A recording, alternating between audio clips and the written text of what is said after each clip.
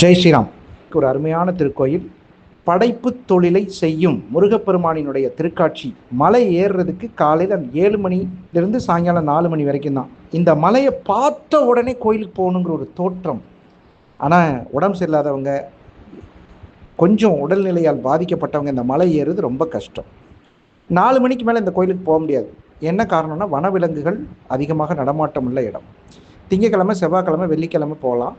இந்த கோயில் ஒரு அற்புதமான கோயில். ஒரு புனலை கமுத்தி வச்சா எப்படி இருக்கும், நம்ம லேப்லாம் இருக்கிற புனல், அந்த புனலை கமுத்தி வச்சா அப்படி இருக்கும். எவ்வளோ உயரம் இருக்குன்னு நினைக்கிறீங்க? மினிமம் ஒரு 2000 அடி உயரம் உள்ள மலை.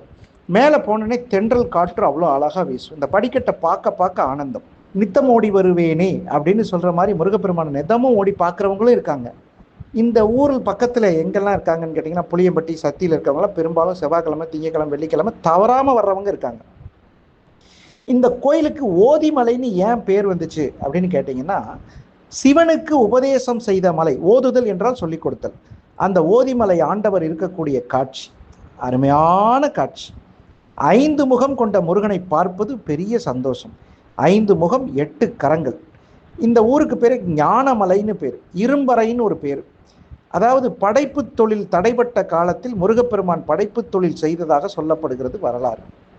இது எங்கே இருக்குன்னு கேட்டிங்கன்னா, கோயம்புத்தூர் டிஸ்ட்ரிக்ட், அன்னூருக்கு பக்கத்தில் புளியம்பட்டி அப்படிங்கிற அதுக்குலேருந்து இரும்பறை என்ற இடத்தில் அருள்மிகு முருகப்பெருமான் 5 முகம் கொண்டு காட்சி தரும். இது ஒரு அதிசயமான ஸ்தலம்.